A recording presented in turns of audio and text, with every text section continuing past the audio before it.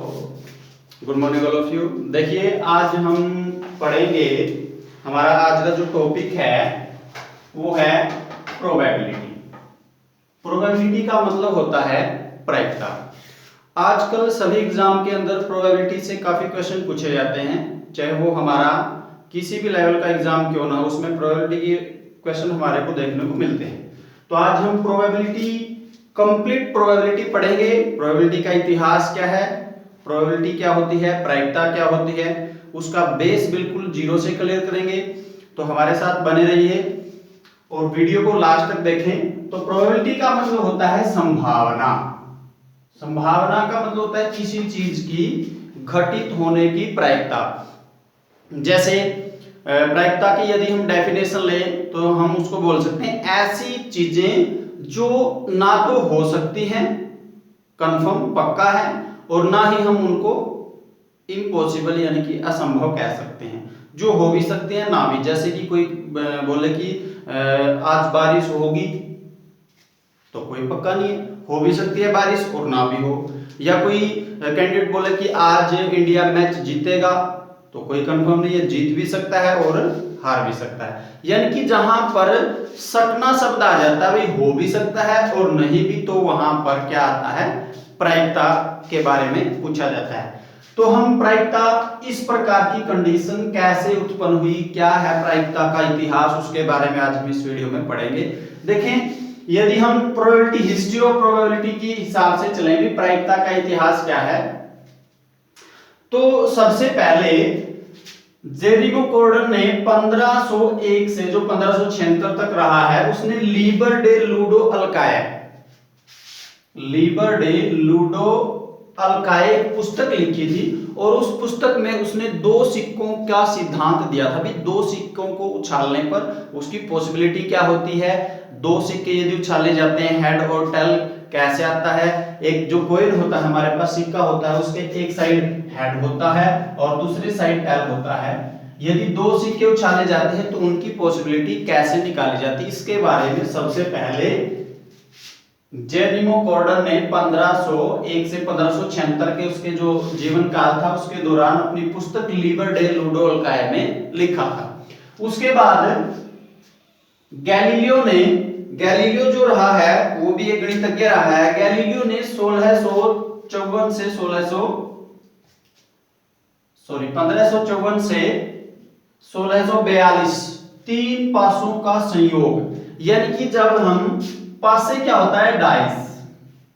Dice मतलब होता है जिसमें 1 से 6 तक संख्या होती है, 1 2 3 4 5 6, उसको हम पासा बोलते हैं, जो हम सांप सीढ़ी खेलते वक्त यूज करते हैं, जिसका हम प्रयोग करते हैं। तो उसके अंदर 6 संख्याएं होती है। उन पासों का यदि 3 बार फेंका जाता है पासों को, तो उसके बारे में सिद्धांत दिया था गैलीलियो ने।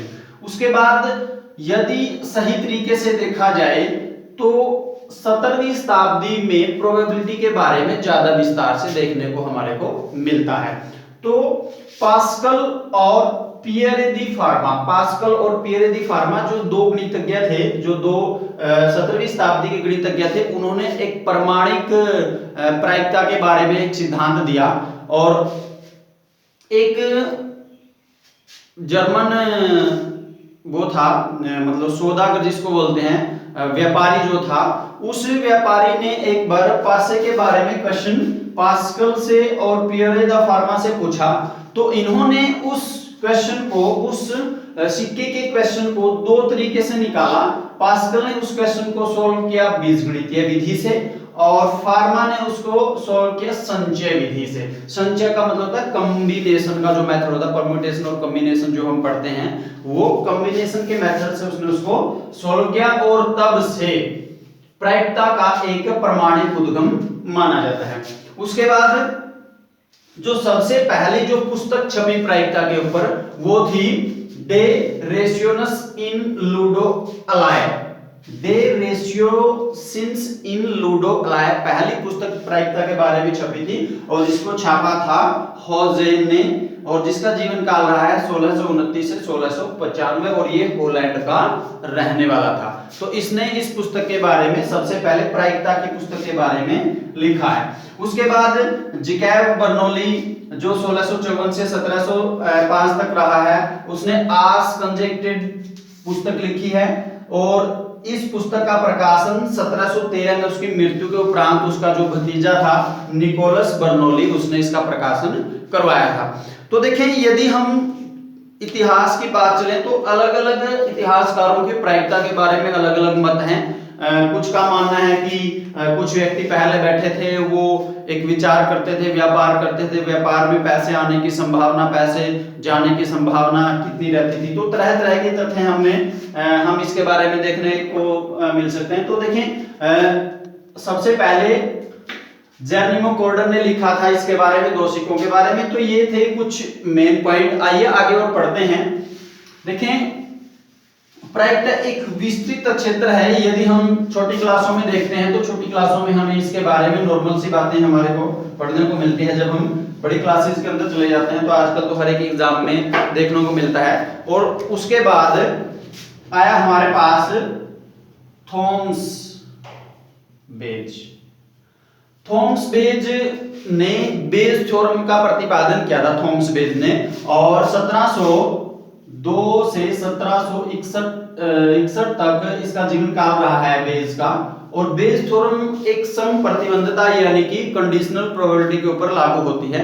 बेज थ्योरम का प्रायिकता के अंदर, प्रोबेबिलिटी के अंदर काफी अच्छा यूज होता है। तो इसके बारे में हम डिटेल में पढ़ेंगे, बेज थ्योरम क्या है। उसके बाद लाप्लास आया है। लाप्लास ने भी गणित के बारे में, प्रोबेबिलिटी के बारे में काफी शोध किया है। लाप्लास ने भी इसके कई सिद्धांत दिए हैं। और लाप्लास का जो जीवन काल रहा है वो 1749 से 1782 तक माना जाता है। लाप्लास ने इसके बारे में काफी अच्छी बातें लिखी हैं। उसके बाद यदि हम चले तो बहुत सारे ऐसे गणितज्ञ हैं जिन्होंने इसके बारे में लिखा है। और काल्मोग्रोम है जो काल्मोग्रोम ने फंडामेंटल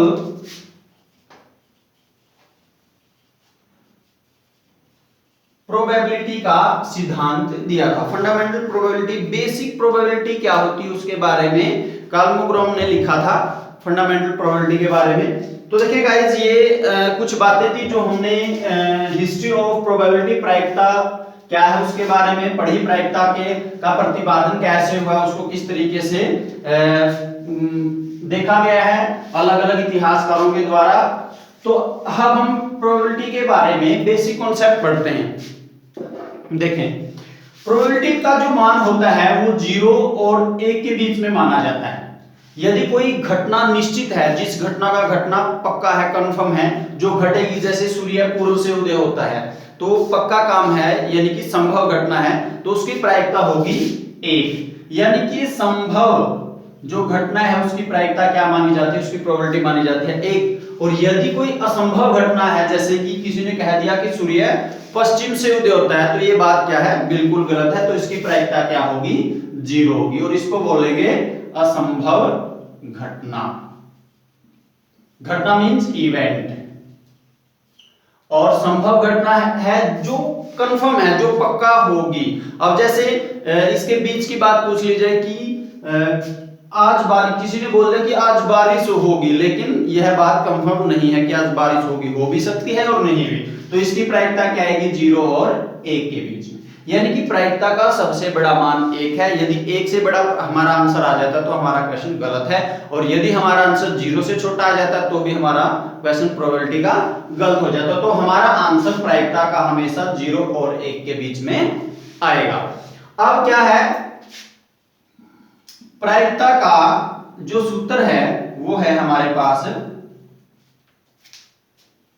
संभावित परिणाम और डिवाइड बाय कुल परिणाम। फेवरेबल नंबर ऑफ केसेस और total number of cases. Favourable number of cases क्या है, जो घटित हुआ और किसमें से हुआ वो हम नीचे लिखेंगे, इसके बारे में हम डिटेल में अभी पढ़ेंगे। तो प्रायिकता का मान 0 और 1 के बीच में माना जाता है। संभव घटना की प्रायिकता 1 होती है, असंभव घटना की प्रायिकता 0 होती है, और जिसकी हमने पॉसिबिलिटी निकालनी है वो 0 और 1 के बीच में उसका आंसर हमारे को देखने को मिलेगा। जैसे 3/4 5 6/8, यानी कि इस तरीके से रेशनल फॉर्म में मिलेगा, बटे के रूप में p/q के फॉर्म में, where q is equal to not 0, और ऊपर हमेशा छोटा मिलेगा, नीचे हमेशा बड़ा। हमारा आंसर ऊपर छोटा नीचे बड़ा, अंश हमेशा छोटा मिलेगा प्रोबेबिलिटी की वैल्यू में और हर बड़ा मिलेगा। यदि हमारा अंश बड़ा आ जाता है तो हमारा क्वेश्चन गलत हो जाता है, क्योंकि उसका आंसर 1 से ज्यादा है और 1 से ज्यादा प्रोबेबिलिटी का मान नहीं हो सकता है। देखिए अब हम प्रोबेबिलिटी को बड़े अच्छे तरीके से पढ़ते हैं, किस तरीके से हम प्रोबेबिलिटी को इजी बनाते हैं। तो सबसे पहले है, देखो प्रोबेबिलिटी के अंदर 3-4 बातें मेन हैं। सबसे जो फर्स्ट पॉइंट है हमारा प्रोबेबिलिटी का, वो आता है सिक्का। सिक्का मतलब कॉइन, क्लियर। सेकंड जो पॉइंट है वो आएगा हमारा डाइस, यानी कि पासा, ठीक। और जो थर्ड पॉइंट है वो हमारा आएगा ताश, यानी कि कार्ड। और जो फोर्थ पॉइंट है वो डिफरेंट आएगा, जैसे इसके अंदर हम बॉल ले सकते हैं, बल्लभ ले सकते हैं, और कॉइन मतलब कॉइन वगैरह, सिक्के वगैरह, कंचे वगैरह, बहुत सारी ऐसी चीजें हैं जो मिक्स इसके अंदर हम ले सकते हैं, ठीक है। तो देखिए सबसे पहले हम कॉइन के बारे में पढ़ेंगे। सिक्का क्या है, सिक्के से किस तरीके के क्वेश्चन पूछे जा सकते हैं, कॉइन के बारे में कैसे हम क्वेश्चन निकाल सकते हैं प्रोबेबिलिटी के बारे में। देखिए गाइस, कॉइन जो है हमारे पास सिक्का, यदि एक सिक्का है तो उसके दो चीजें होती है, एक हेड होता है और एक टेल होता है। हेड और टेल, यदि कॉइन को एक बार फेंका जाता है तो क्या आ सकता है, हेड भी आ सकता है और टेल भी आ सकता है। अब कोई पूछे कि एक पासे को एक बार फेंका जाता है, हेड आने की प्रायिकता बताएं, तो टोटल नंबर ऑफ केसेस कितने हैं एक पासे के अंदर, दो, कॉइन के अंदर, सिक्के के अंदर दो। और क्या पूछा गया कि हेड आने की प्रोबेबिलिटी हमने बतानी है, तो हेड कितना है, एक, तो 1/2 इसका क्या आ जाएगा, आंसर आ जाएगा, क्लियर। यदि ये पूछा जाए कि एक सिक्के को एक बार फेंका जाता है या उछाला जाता है, टेल आने की प्रायिकता बताएं, तो टेल कितना है, एक, टोटल नंबर ऑफ केसेस कितने हैं, 2, तो इसका आंसर आ जाएगा 1/2, फर्स्ट कंडीशन। सेकंड क्या है, सेकंड में यदि ऐसा बोला जाए कि एक सिक्के को 2 टाइम, 2 बार फेंका जाता है, या तो ये बोल दिया जाए कि एक सिक्के को 2 बार फेंका जाता है, या ये बोल दिया जाए कि 2 सिक्कों को एक बार फेंका जाता है, दोनों का मतलब एक ही है। यदि एक सिक्के को 2 बार फेंका जाएगा तो उसका क्या हो जाएगा, परिणाम क्या हो जाएंगे। यदि हमारे पास एक सिक्का है, हमने उसको फेंका, हेड आ गया, दोबारा से उसको फेंकेंगे फिर भी हेड आ गया, ऐसा हो सकता है। दोनों टाइम टेल आ सकता है, first time head, second time tail, first time tail, second time head, ऐसा भी हो सकता है। यानी कि 4 केसेस आएंगे। किसी भी चीज के परिणाम निकालने के लिए हमें क्या करना होता है, उसकी, जैसे एक कॉइन के अंदर 2 होते हैं, टोटल नंबर ऑफ केसेस, जितनी बार उछाला जाता है उसकी पावर n कर दें। n का मतलब एक बार फेंका जाता है तो 2 की पावर 1 कर देंगे। अब जैसे एक बार फेंका था तो 2 की पावर 1 की, तो उसके टोटल नंबर ऑफ केसेस कितने आए थे, 2। अब 2 बार फेंका गया तो 2 की पावर 2 कर देंगे, तो टोटल नंबर ऑफ 2 की पावर 2 4, तो टोटल नंबर ऑफ केसेस कितने हुए, 4 हो गए। यदि 3 बार फेंका जाता है तो 2 की पावर 3 कर देंगे, फिर उसके टोटल नंबर ऑफ केसेस 8 आ जाएंगे। अब देखिए इसमें से क्या पूछा जाता है, इसमें से पूछेंगे भी एक कॉइन को, एक सिक्के को 2 बार फेंका जाता है, दोनों बार हेड आने की प्रायिकता बताएं। अब एक सिक्के को 2 बार फेंका जाता है तो कुल परिणाम कितने हुए हमारे पास, 4, टोटल नंबर ऑफ केसेस। और दोनों बार हेड आए, दोनों बार हेड आए तो कितना है ये, 1, गिनने में कितना है ये, 1, तो 1/4 इसका आंसर आ जाएगा।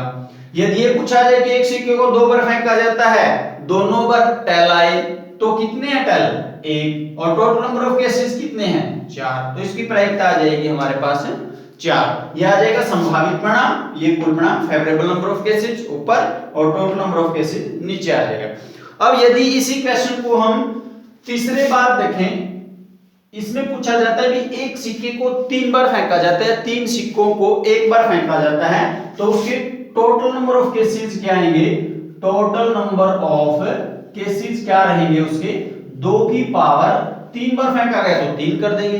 अब ये 2 क्या है, 2 है पासे के कुल परिणाम, ठीक है, ये 2 कोई फॉर्मूला नहीं है, 2 क्या है, पासे के परिणाम है। अब 2 को 3 बार की पावर करेंगे तो कितने आएंगे, 8 बनेंगे। कौन कौन से बनेंगे, तीनों हेड आ सकते हैं, तीनों टेल आ सकते हैं, यानी कि हमारे पास तीन सिक्के कोइन है, तीन सिक्के हमने फेंक दिया, तीनों में हेड आया, फिर उठाया, फिर फेंक दिया, तीनों में टेल आया, ऐसा हो सकता है। ऐसा भी हो सकता है पहले में हेड आए, बाकी दोनों में टेल आए। ऐसा भी हो सकता है पहले में टेल आए, दूसरे में हेड आए, तीसरे में टेल आए। ऐसा भी हो सकता है पहले दोनों में टेल आए, तीसरे में हेड आए। ऐसा भी हो सकता है पहले में टेल आए, लास्ट के दोनों में हेड आए। पहले में हेड आए, दूसरे में टेल, फिर हेड, फिर हेड, फिर हेड और फिर टेल। तो ये क्या हो जाएंगे हमारे पास 8 परिणाम हो जाएंगे कुल, जब सिक्के को 3 बार फेंका जाता है। अब इसमें से कोई भी क्वेश्चन पूछा जा सकता है कि उसकी क्या प्रायिकता होगी जब तीनों बार हेड आएगा। तो ये तीनों बार हेड कितने बार आया, एक ही बार आया है। Total number of cases 8। तीनों बार टेल आएगा तो क्या है हमारे पास 1/8। ये बोल दें कि कम से कम 2 हेड हो, कम से कम 2 हेड हो। देखें यहां पर 2 मेन पॉइंट आएंगे, एक तो होता है कम से कम एटलीस्ट, और एक होता है अधिक से अधिक एटमोस्ट। ये है एटलीस्ट और ये है एटमोस्ट। ये दोनों पॉइंट समझने के हैं, काफी इंपॉर्टेंट पॉइंट है। कम से कम का मतलब है जैसे इन्होंने बोल दिया भाई कम से कम एक हेड हो, यानी कि एक तो होना ही चाहिए, उसके अलावा 2 भी हो सकते हैं, 3 भी, 4 भी, जितने हो मर्जी हैं। और यदि अधिक से अधिक बोल दिया जाए भाई अधिक से अधिक एक होना चाहिए, यानी कि एक होना चाहिए बस, ज्यादा से ज्यादा, उससे कम चाहे ना भी हो, उनको भी हम इसके अंदर शामिल करेंगे। क्लियर। अब जैसे बोल दिया जाए कि कम से कम एक हेड हो, अब देखो कम से कम एक हेड हो, एक इसमें भी है, एक इसमें भी है, एक इसमें भी है, इसमें भी, इसमें भी, इसमें भी और इसमें भी। एक तो पक्का होना चाहिए, इसमें नहीं है तो इसको नहीं लेंगे। तो ये कितने हो गए हमारे पास 7, और कुल परिणाम कितने थे 8। तो इसकी प्रायिकता आ जाएगी 7/8। तो ये था हमारे पास सिक्के से संबंधित पॉइंट कि कॉइन को कैसे हम क्वेश्चन पूछ सकते हैं। एक बार फेंका जाता है कॉइन, 2 बार फेंका जाता है और 3 बार फेंका जाता है। कुल परिणाम कैसे निकाले जाते हैं एक सिक्के के। आइए अब नेक्स्ट जो हमारा पॉइंट है उसको पढ़ते हैं। काफी इजी है, प्रोबेबिलिटी का जो हमारा इवेंट है बहुत ज्यादा सिंपल है। तो नेक्स्ट पॉइंट है हमारे पास डाइस यानी कि पासा। अब डाइस क्या होता है हमारे पास, पासा क्या है। देखिए हम बिल्कुल बेस से उठा के चल रहे हैं। अब पासे में कुल परिणाम कितने होते हैं, पासे में कुल परिणाम टोटल नंबर ऑफ केसेस कितने होते हैं, वो होते हैं 6। 1 2 3 4 5 और 6। अब यदि पासे को एक बार फेंका जाता है तो कुल परिणाम कितने हुए, 6 हुए। अब इसमें से क्या पूछ सकते हैं, इसमें से पूछ सकते हैं सम संख्या। अब इसमें सम संख्या कितनी कितनी है, इवन नंबर कितने हैं, इवन नंबर कितने हैं इसके अंदर, इवन नंबर हैं 2 4 6। उसके बाद दूसरा पूछ सकते हैं विषम संख्या। विषम संख्या कितनी है इसके अंदर, 1 3 5। कितनी हुई है, 3। गिनने में कितनी, काउंट करें तो 1 2 3, 1 2 3 काउंट करने के बाद। उसके बाद है अभाज्य संख्या।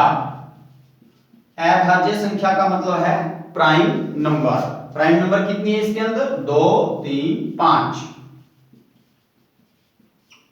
उसके बाद 4 से बड़ी, 5 से बड़ी, 6 से छोटी, 6 से बड़ी, 1 से बड़ी, 2 से छोटी, 2 से बड़ी, ऐसे बहुत सारे क्वेश्चन इसके अंदर बन जाते हैं। तो यहां पर ये पूछेगा कि एक पासे को एक बार फेंका जाता है, इसकी क्या प्रायिकता है कि एक सम संख्या आए। तो सम संख्या, अब देखें कुल परिणाम है 6, अब किसकी प्रायिकता पूछेगी, सम संख्या आएगी। अब सम कितनी है इसके अंदर, 2 4 और 6, 3 ही है तो 3/6 कर देंगे, इसको काट दें तो इसका आंसर आ जाएगा 1/2।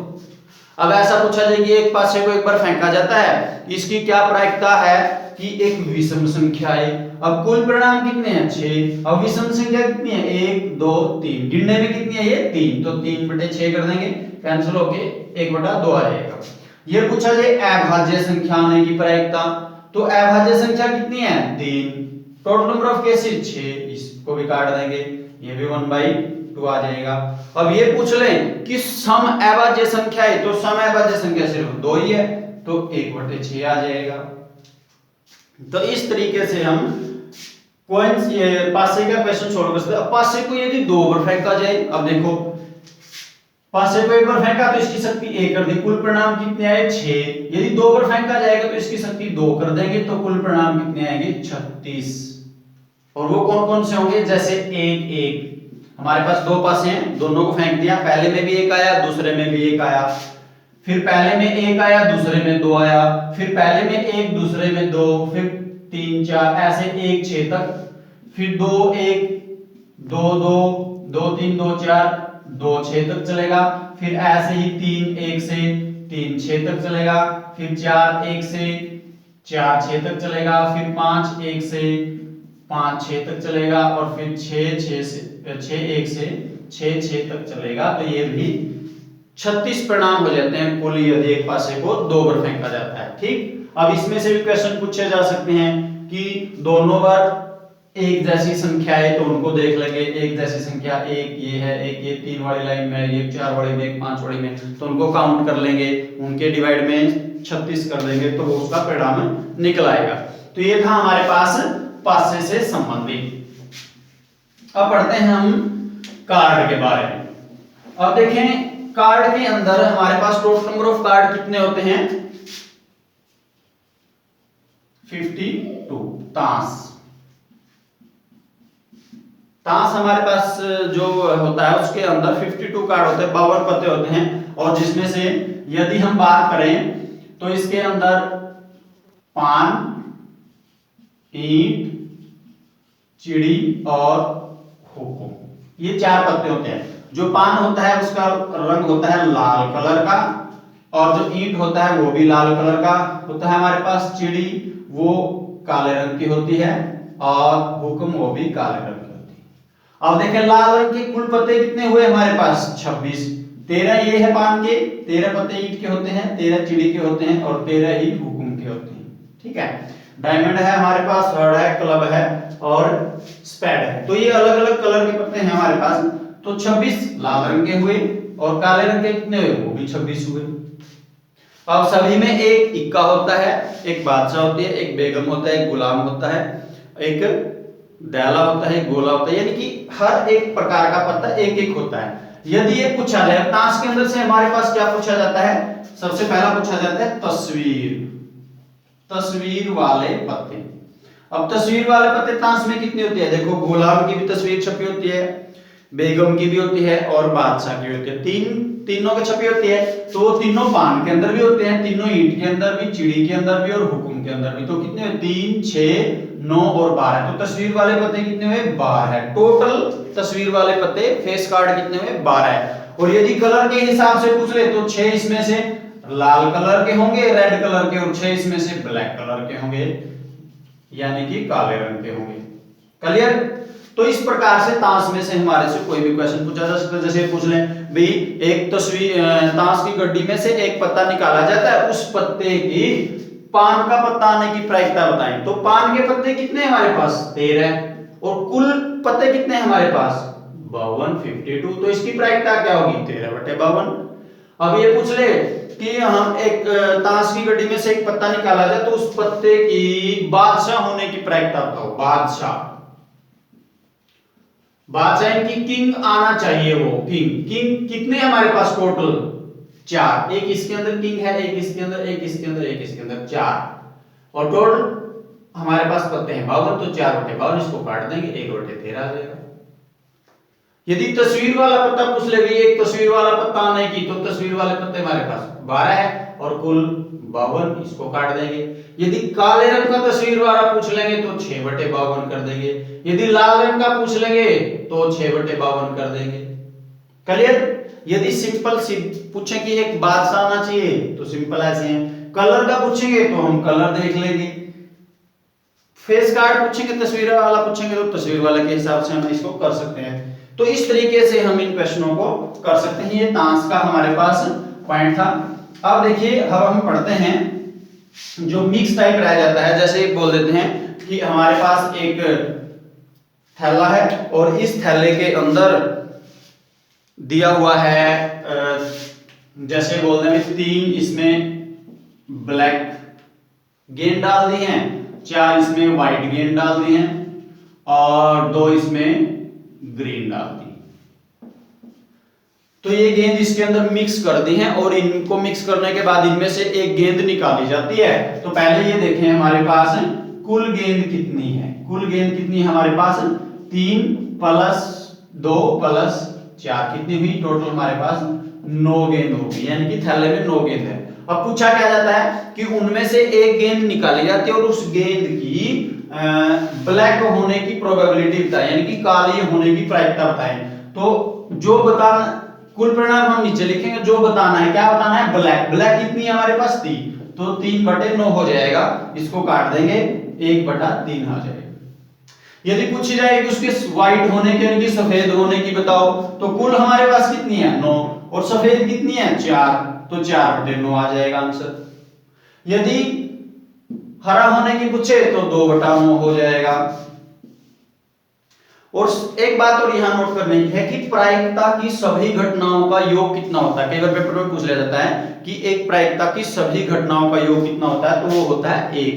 देखें ये एक इवेंट था, इसमें एक तो ये इवेंट घटित हुई, हमारे 4/9 आया, किसकी व्हाइट आने की, ग्रीन आने की 2/9 है, और ब्लैक यानी कि काली आने की 3/9 है। यदि इन तीनों को जोड़ दिया जाए, 9 इसका एलसीएम आ जाएगा, 4 + 2 + 3, तो ये भी कितना हो गया 9 को 9 से डिवाइड करेंगे तो 1। तो इसका अर्थ हुआ कि एक प्रायिकता की सभी घटनाओं का योग कितना होता है, 1 होता है। क्लियर। उसके बाद कुछ 1-2 पॉइंट और मेन पॉइंट है, उनको हम पढ़ लेते हैं। देखें यदि किसी घटना की प्रायिकता दी हुई है, जैसे ये दे रखा है, तो किसी घटना की प्रायिकता 1/2 है, उसके न होने की प्रायिकता निकालो। न होने की प्रायिकता, न होने की प्रायिकता यानी कि जैसे दे दिया भाई Pe हमारे पास 1/2 है, तो P0 E, P के ऊपर यदि बार का निशान है, इसका मतलब होता है नोट का मतलब नहीं, न होने की। तो हम इसके लिए क्या फॉर्मूला है, Pe + P0 E = 1। ये फॉर्मूला हम यूज करेंगे, यानी कि घटना की प्रायिकता, घटना नहीं होने की प्रायिकता, इन दोनों का जोड़ किसके बराबर होता है, 1 के बराबर होता है। तो अभी देखें ही की दी हुई है 1/2, नोट की निकालनी है हमने P0 E, बार का निशान ऊपर, = 1। तो 1/2 को साइड ले जाएं, P0 E 1 - 1/2 साइड जाएगा, माइनस हो जाएगा, तो 1 में से 1/2 घटा देंगे तो P0 E क्या आ जाएगी हमारे पास है 1/2 आ जाएगी। क्लियर। तो इस फॉर्मूले को भी आप याद कर सकते हैं। तो देखिए गाइस, ये था हमारे पास कुछ बेसिक कॉन्सेप्ट किसके बारे में, प्रायिकता के बारे में। प्रायिकता का इतिहास हमने पढ़ा है, प्रायिकता का जन्म कब से हुआ, उसके बारे में लोगों की धारणाएं क्या थी, अलग अलग गणितज्ञों का विचार क्या था, किसने कौन सी पुस्तक लिखी थी, प्रायिकता के बारे में किसने क्या बात कब कही थी। और उसके बाद हमने पढ़ा है कि हम एक सिक्के से किस प्रकार से क्वेश्चन पूछे जा सकते हैं, सिंपल, और एक पासे से यानी कि डाई से कैसे क्वेश्चन पूछे जा सकते हैं, ताश से कैसे क्वेश्चन पूछे जा सकते हैं, और बेसिक जो मिक्स क्वेश्चन थे उसके बारे में हमने पढ़ा है। तो ये था हमारे पास प्रायिकता का बेस, प्रोबेबिलिटी की बेस थी, कॉन्सेप्ट थे, बेसिक कॉन्सेप्ट, और उसकी हिस्ट्री ऑफ प्रोबेबिलिटी थी। और नेक्स्ट वीडियो के अंदर हम पढ़ेंगे प्रोबेबिलिटी के ऐसे क्वेश्चन जो फंडामेंटल क्वेश्चन होंगे, बेस थ्योरम के ऊपर डिपेंड होंगे। इस प्रकार के बहुत सारे क्वेश्चन हम नेक्स्ट वीडियो के अंदर पढ़ेंगे। और यदि आपको कुछ अच्छी बातें इस वीडियो से लगी तो हमारे वीडियो को शेयर और सब्सक्राइब जरूर करें। Thank you.